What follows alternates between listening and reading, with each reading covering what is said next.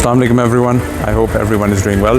तो जी आज आपके लिए मैं लेके आया हूँ first look review of the Honda civic Oryol 2022 की है। और ऑल्दो मैंने आपको फर्स्ट लुक रिव्यू बना के भेजा था, लेकिन मैं खुद इतना कंफ्यूज हो गया हूँ कि मुझे क्या करना चाहिए। तो मैंने कहा एक ज़रा सेकंड थॉट्स गाड़ी पे देते हैं। तो ये इसका एक न्यूली कलर इंट्रोड्यूस है और साथ RS भी है, जिसको मैं थोड़ी देर में रिव्यू करता हूँ। तो फर्स्ट इंप्रेशन पे मूव किया जाए तो मेरे ख्याल से ओरियल जो है for a person like me sort of a disappointment, और इसमें काफ़ी ज़्यादा डिसअपॉइंटमेंट्स हैं जो मैं आपको बताऊंगा।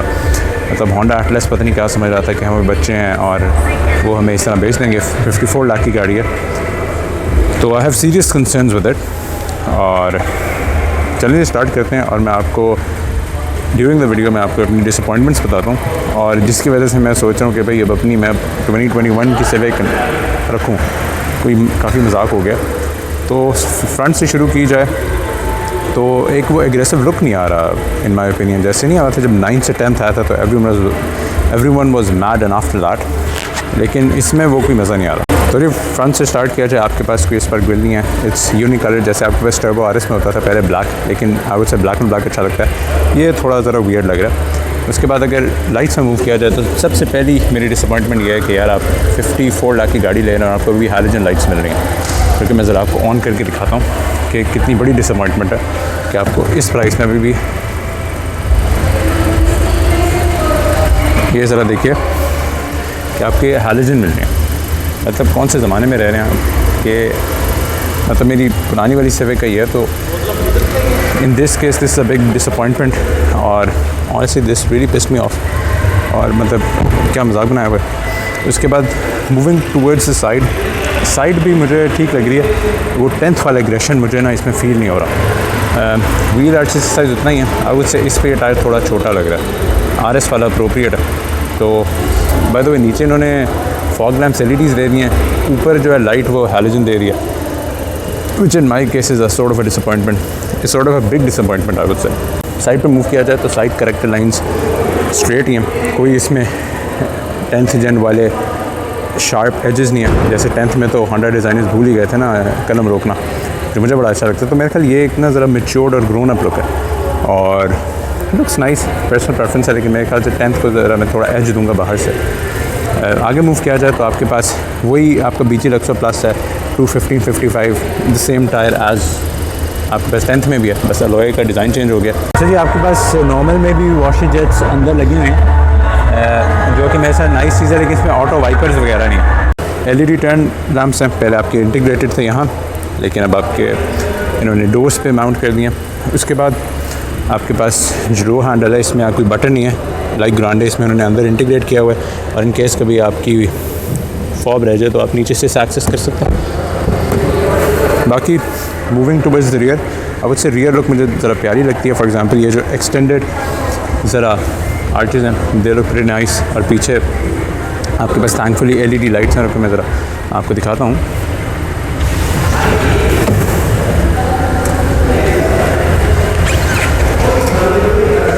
जी, तो एट द रियर आपके पास ये LED लैम्प्स हैं। जैसे पहली में आपके पास क्रैब क्लॉज थे या सी कह दें, इसमें उन्होंने ज़रा वो कर लिया, इसमें थोड़ी ज़रा मैच्योर लुक कर दिया, ज़रा मोर लाइक अकॉर्ड, और काफ़ी डिसेंट लग रही थी।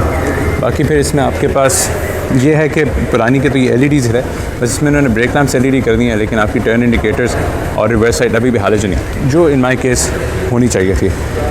उसके बाद आगे मूव किया जाए तो आपके पास जो ट्रंक है वो ऑटोमेटिकली जब अनलॉक करते हैं तो वो लिफ्ट हो जाती है। इसमें बेसिक इन्होंने स्प्रिंग्स डाले हैं, मतलब ये ऑटोमेटिकली क्लोज नहीं होती, ऑटोमेटिकली लिफ्ट हो जाती है, पुरानी सिविक की तरह। It's completely damped. और मूविंग अंडर दिस बूट रे आपके पास you have your normal alloy तो नहीं है, मतलब नॉर्मल जो आपका स्टील व्हील होता है, तो ये है। बाकी इसमें जो ब्रेक लैंप है आपके पास वो भी हैलोजन ही है, RS में वो उन्होंने चेंज कर दिया, और अब उससे हिंज काफ़ी डिसेंट है। बिल्ड क्वालिटी वाइज मुझे 10th वाले इशू नहीं नज़र आ रहे, जो 2016 में जब 10th रिलीज़ हुई थी तो बड़े लोगों को शिकवात है कि इतनी अच्छी नहीं है। तो ये है। बाकी इसमें आपके पास वही जो नॉर्मल फ्यूल फिलर कैप है, और फ्यूल इसका टैंक 47 लीटर्स है, exactly same as the last one. तो ये सब कुछ है इसके बारे में। तो अब ज़रा हम टूवर्ड्स द इंजन पे चलते हैं इसकी। और आप ये देखें कि अभी कल ही गाड़ी आई है और यहाँ एक स्टोन चिप भी पड़ गया सैडली। अब I don't know what the reason was. ये तो ये इसका 1.5 लीटर इंजन है, ऑल्दो ये RSA D-Tune इंजन ही है। बाय द वे इसकी डैम्प भी है। RSA D-Tune इंजन है। This makes around 160 horse power और 180 न्यूटन मीटर्स ऑफ टॉर्क है, जबकि वो जो पुराना RS का इंजन है वो दूसरी वाली में। तो इसमें आप ये अपने ख्याल भूल जाएँ कि आपको इसमें पुरानी RS वाला सर्ज मिलेगा, इसमें उससे कम है। थैंकफुली जी इस बार इन्होंने मेंटेनेंस फ्री बैटरी दे दी, मेरा नज़र चलती।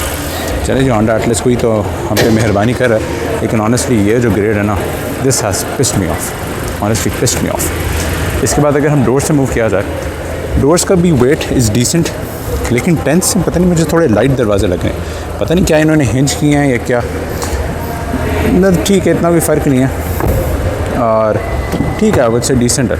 10th वाले हिसाब है शायद। मुझे थोड़ी ज़्यादा इस वेरिएंट पे गुस्सा चढ़ा हुआ है, इसलिए ज़रा मैं थोड़े से पॉइंट्स निकाल लूँ। ठीक है यार, डोर का वेट ठीक है। अंदर मूव किया जाए तो यहाँ ज़रा थोड़े प्रॉब्लम्स हैं। पहला प्रॉब्लम ये है कि 10th जेन में ये पूरा लेदर यहाँ तक जा रहा होता है, इसमें इन्होंने ये जो दरमियान में प्लास्टिक डाला है ना, ये मुझे समझ नहीं आ रही क्या साइंस है इनकी। उसके बाद ये जो है इसका पीस है, ये जो स्विच कंट्रोल है, इसमें ड्यूल फ्रंट 2 ऑटो में, बाकी मैनुअल ही है like the last gen. Although turbo में सारी इन्होंने ऑटो डाली हुई है और ये जो है ये इंतहाई चीप लग रहा है, मतलब कंसिडरिंग के 10th के इससे बेहतर फिनिश थी। और RS में इन्होंने वो सेंटर कंसोल वाली सारी फिनिश दी है जिससे स्क्रैच नहीं पड़ता है, लेकिन इसमें पता नहीं इन्होंने कौन सी साइंस मारी है। और आपके पास बाकी ये लेदर रैप्ड है और बाय द वे इसमें UG नहीं होता, इसमें सिर्फ 3 वेरिएंट ही हैं, वो मैं आपको अभी थोड़ी देर में बताऊंगा। इसमें RS है बिकॉज दिस ओरियल, और इसके बाद आपके पास एक बेस वेरिएंट है, उसमें शायद लेदर नहीं है, लेकिन वो बेस वेरिएंट इन्होंने अभी दिखाया नहीं है। 4 स्पीकर हैं आपके पास, बूट ओपनर ये पड़ा हुआ है और इसमें आपके पास हीटेड साइड मिरर्स भी हैं थैंकफुली। पीछे मूव किया जाए तो इट्स एग्जैक्टली द सेम। ज़रा होंडा वाले ने आपको ज़रा एहसास दिलाया कि बच्चों इतने ओवर नहीं होना आपने, ये इन्होंने अभी भी प्लास्टिक ही रखा हुआ है, और जबकि फ्रंट पे इन्होंने ग्लॉस दिया हुआ है। RS में इन्होंने ज़रा बेहतर किया मेरे ख्याल से। RS में इन्होंने बेसिकली आपके करंट ओनर ओरियल ओनर्स को कहा कि जी आप अपग्रेड करें RS पे, क्योंकि ये जो हरकतें हैं ना, ये honestly these are very cheap हरकतें जो इन्होंने की हैं। वरना पुरानी से हम देखें यहाँ पूरी एक सिल्वर लाइनिंग चल रही होती थी, तो पुरानी में आपको वो नहीं लगता था कि आप सेकंड क्लास पे बैठे। इसमें आपको ऑनेस्टली लग रही है। ट्विटर्स में इन्होंने फेक दिए हुए हैं, अगर मैं आपको जला सकूँ ये फ्लैश, तो आप देखें अंदर से कुछ भी नहीं है, ये सिर्फ इन्होंने बस ये हरकत है, और इसकी ये कभी भी पुरानी से छोटी ही लग रही है। तो ये इसकी है हालात। अब रियर पे अगर मूव किया जाए तो एग्जैक्टली सेम हालात हैं लाइक द 10th। मेरे पास काफ़ी डिसेंट नी रूम है, हेड रूम भी ठीक है, एक अच्छी इम्प्रूवमेंट बाद ये आपके ग्रैब हैंडल्स वगैरह आ जाते हैं अंदर। इट्स प्रीटी नाइस डिसेंट है। कैबिन की ये है, आई वुड से 10th की ज़रा थोड़ी स्पोर्टी फील आती है। थैंकफुली जी इन्होंने LED लाइटें दे दी हैं, जो मेरे ख्याल से एक बड़ी अच्छी बात है। शुक्र है पीली लाइटों से जान छुड़ाए, कुछ तो इम्प्रूवमेंट आई है। अच्छा पीछे ना थोड़ा 10th की ज़रा रूमी लगती है, ये मुझे ज़रा थोड़ी क्लॉस्ट्रोफोबिक आई डोंट नो क्यों लग रही है। मतलब या तो इंटीरियर इतना फ्लैट हो गया, या मुझे वो LED लाइटों ने तब चढ़ाई हुई है। तो I am honestly not impressed. ये एग्जैक्ट आपका पुराने जैसा आर्मरेस्ट है, यहाँ आपके पास रियर AC वेंट्स हैं, नीचे कोई यार USB नहीं दी, कौन से ज़माने में जा रहे हो, कोई तो USB दे दो। 54 लाख की गाड़ी दे रहे हो, आई डोंट नो होंडा क्या कर रहा है यार। Honestly I am not that impressed. बाकी आपके पास ये जो है ये काफ़ी वेटेड और हैंडल ठीक है, डिसेंट है। तो ये है। बाकी इसमें जी आपको कोई रियर पार्किंग सेंसर नहीं मिलता है, कोई 360 कैमरा नहीं है, तो इन सब के लिहाज से ऑनेस्टली आई एम डिसअपॉइंटेड कि ये नहीं हो। ऊपर से आपके पास अलमशहूर शार्क फिन एंटेना जो होंडा उसका फेवरेट है। तो आगे मूव किया जाए, आपके पास फ्रंट सीट 6 वे एडजस्टेबल है, मैनुअल ऑटोमेटिक वाला अभी दौर नहीं आया होंडा एटलस में। और आपके पास पैसेंजर सीट अभी भी 4 वे एडजस्टेबल है, उसमें अभी भी हाइट एडजस्टमेंट नहीं है, जो एक बड़ी अजीब चीज़ है। मतलब क्या यार, मतलब ये सोच कर रहे हैं। बाकी अगर अंदर मूव किया तो आपके पास एक अच्छी सी एनिमेशन आती है। आपके पास ये सेमी डिजिटल क्लस्टर है, मतलब आधा आपके पास डिजिटल है और आधा आपके पास कन्वेंशनल है। वो देखें, आपको कन्वेंशनल टैकोमीटर आपको नज़र आ रहा होगा। आपका रेफ काउंटर है मेरे ख्याल से, नहीं दिस इज़ स्पीडोमीटर। उसके बाद डैश हैंडल काफ़ी स्ट्रेट है। अच्छा 10th में ज़रा कर्वेचर है ना, तो वो ज़रा थोड़ा रेज अप होता है, तो ये बिल्कुल फ्लैट है। इसकी वजह से आपकी आई एम नोटिसिंग कि आपकी फ्रंट विजिबिलिटी बहुत डिसेंट है। और आगे मुझे जी आपकी 9 इंच की इंफोटेनमेंट है। ऑल्दो आई वुड से कि ये जो है ना क्लिकी बिट्स, ये बड़े पॉश लगते हैं। ये मतलब आप देखें, ये मुझे ऑनेस्टली बड़े है अच्छे क्वालिटी के लगे हैं। और ये भी अंदर भी स्क्रीन्स लगी हैं और आपके पास ये सारे बटन भी काफ़ी अच्छी नई फील है। गियर नॉब एग्जैक्ट आपका 10th वाला ही है। ऑल्दो उन्होंने गियर नॉब का ये गियर प्लेसमेंट थोड़ी छोटी कर दिया है। कप होल्डर्स में एडजस्टेबिलिटी डाल दिया और कप होल्डर्स भी डिसेंट। ये इन्होंने मटीरियल बड़ा अच्छा दिया है, स्क्रैच नहीं होता। इसमें इकॉन बटन है, सैडली स्पोर्ट्स मोड वाला टॉगल नहीं इसमें लगा हुआ, आई डोंट नो व्हाई। नीचे इन्होंने USB दे दिया और 12 वोल्ट्स का सॉकेट दे दिया। थैंकफुली ग्लव बॉक्स डैम्प्ड है, आराम से इसमें गैस स्ट्रट्स लगे हुए हैं तो आराम से आता है। उसके बाद आपके पैसेंजर डोर में भी थैंकफुली जैसे ड्राइवर पे तो आपके पास क्रॉस बैक है यहाँ और वहाँ भी लॉक के बटन हैं। Moving under the central console आपके पास डिसेंट स्पेस है, नॉट बैड। और ये आप जो छोटी सी कभी है ये आप कहीं और भी रख सकते हैं, तो दैट्स अबाउट इट। बाकी आपके पास इसमें जो पैटर्न है वो नॉर्मल ही है, एलुमिनियम नहीं है। दूसरी में एलुमिनियम आते हैं और आपके ऑटो डिमिंग नहीं है, मैनुअल डिमिंग है। यहाँ भी आपके पास थैंकफुली जी इन्होंने LED लाइटें दे दी हैं और एक आपके पास ये भी दे दिया है सन ग्लासेस होल्डर। अंदर यहाँ की लाइट शाइट नहीं है, एग्जैक्टली लाइक 10th आपको अपनी टॉर्च लाइट ऑन करनी पड़ेगी। तो जी ये सब कुछ था। बाकी अगर स्टीयरिंग पे मूव किया जाए तो आपके पास ट्रैक चेंज करने के लिए, वॉल्यूम के लिए सोर्स और होम बटन और ये सब कुछ, ये सब जी इससे आपका कंट्रोल होता है। बाकी आपका क्रूज़ यहाँ नॉर्मल है, अडाप्टिव क्रूज़ नहीं आता। और ये आपका इंजन स्टार्ट स्टॉप है। 11th इंजन की चाबी है और इट्स मतलब थोड़ी सी रीडिज़ाइन है लेकिन 10th से कोई ख़ास ऊपर नहीं है। ऑल्दो आपकी RS में उन्होंने वो कार्ड की दी है। अंदर मूव किया जाए तो आई वाज सेइंग कि ये आपकी डिजिटल है और ये आपका कन्वेंशनल है। और इसमें अगर आपने मूव करना है तो जी तो आपके पास ये इसकी इंफोटेनमेंट काफ़ी डिसेंट है, मेरे ख्याल से पुरानी वाली से बेहतर है। ग्राफिक्स अभी भी शार्प नहीं है, ग्रांडे के मुझे शायद थोड़े से शार्प लगे थे। रिस्पॉन्सिवनेस ठीक है, मुनासिब है। फ्रंट कैमरा इसके बाद आपके ये जी मुझे बड़ा अच्छा लगता है, काफ़ी पॉश लगते हैं। इस जनरेशन में ये कहूँगा कि ये बड़े अच्छे लग रहे हैं मुझे। अनलाइक 10th के भी अच्छे थे लेकिन ये 10th से काफ़ी एक लेवल अप है। इसमें आपके ड्यूज एंड क्लाइमेट कंट्रोल है, मैक्स का ये है, तो इसमें ये सब कुछ फ़ायदा है। तो अब से ये काफ़ी अच्छी बात है। उसके बाद आपके पास ये इंडिकेटर्स हैं, आपके पास सिंगल टच अभी भी है। बाकी क्रूज़ में ऑन हुआ वैसे हम ऑफ़ कर देते हैं। तो जी ये जो बटन है इससे आप इसके कंट्रोल करेंगे। आपको स्पीडोमीटर चाहिए, आपको अपना मेंटेनेंस चाहिए, सेटिंग्स चाहिए, कस्टमाइज डिस्प्ले में आप कर सकते हैं, आपको कैसा डिस्प्ले चाहिए।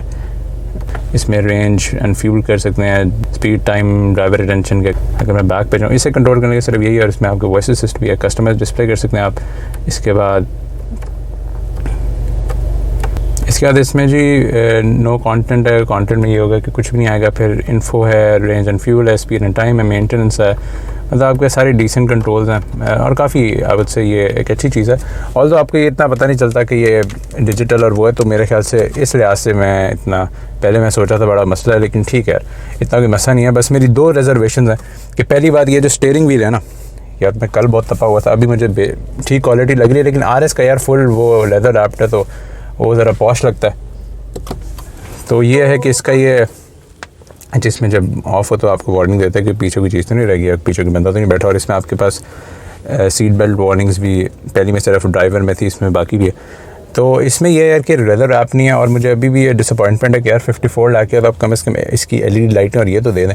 बाकी छोड़ें आप, बाकी आपके पास इसकी मीटर ब्राइटनेस की ये टॉगल है। और नीचे अगर देखा जाए तो आपका हेडलाइट्स कंट्रोल, हेडलाइट्स की बीम एडजस्ट करने के लिए वो है। और इस तरह फिर आपके पास इसका ट्रैक्शन कंट्रोल बटन भी है। तो जी ये है कि इसमें क्या कहते हैं लेदर रैप्ड स्टीयरिंग व्हील नहीं है, ये भी होता स्विफ्ट में यार लेदर रैप्ड। उसमें 6 एयर बैग्स हैं, इसमें 2 एयर बैग्स हैं, मतलब सॉर्ट ऑफ डिप्रेसिंग है। और ये ऊपर इसकी सनरूफ है जी। तो I hope I made a detail comprehensive review of the Honda civic. अब ज़ाहिर बात है अभी मुझे ड्राइव के लिए अवेलेबल नहीं है, लेकिन ऑल्दो जैसे मुझे ड्राइव के लिए अवेलेबल होगी आई विल मेक श्योर कि मैं ड्राइव बनाऊँ और फिर मैं आपको 10th के साथ कंपेयर कर सकता हूँ।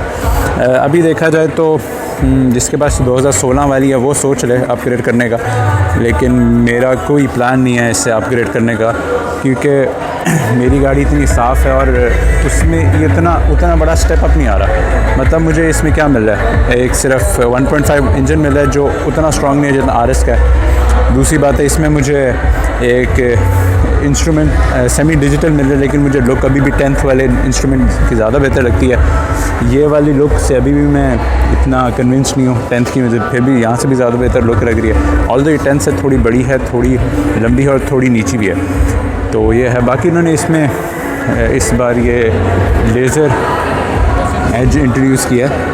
ऑल्दो यहाँ पेंट क्वालिटी थोड़ी इट्स नॉट दैट गुड, मतलब थोड़े से डॉट्स नज़र आने, प्रॉब्ली लेज़र एज है, तो आगे जाके थोड़ा पता चल जाएगा। तो ऑल एंड ऑल मेरे ख्याल से गाड़ी 54 लाख के लिए अब मैं डिसेंट नहीं कहूँगा इसे। अगर इसमें ये दो चीज़ें होती ना, LED होती और इसमें वो मेरे दो कंसर्न होते हैं, क्योंकि मैं एक ओरियल यूज़र हूँ, ठीक है, तो मैं हवाई बातें नहीं कर रहा, मैं प्रॉपर बेसिस पे बात कर रहा हूँ। तो अगर मैंने लेनी होगी तो मैं ये नहीं वो कंसिडर करूँगा, लेकिन वो कंसिडर करते हुए मैं ये भी सोचूंगा कि बेटा इसमें से थोड़े से पैसे डाल के मैं सोनाटा ले सकूँ। तो ये तो वो जी 10 बार अच्छा। इसमें फ्रंट कैमरा भी लगा होगा, अगर आप लोग सोचें ना वो वहाँ क्यों नहीं लगा हुआ कन्वेंशनल जगह पे, तो उन्होंने ज़रा नीचे कर दिया।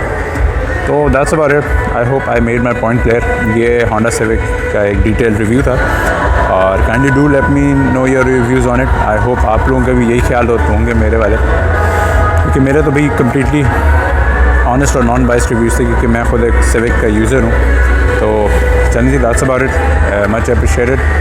Kindly take care. लाइक करें, सब्सक्राइब करें, शेयर करें। अस्सलाम वालेकुम व रहमतुल्लाहि व बरकातुहू।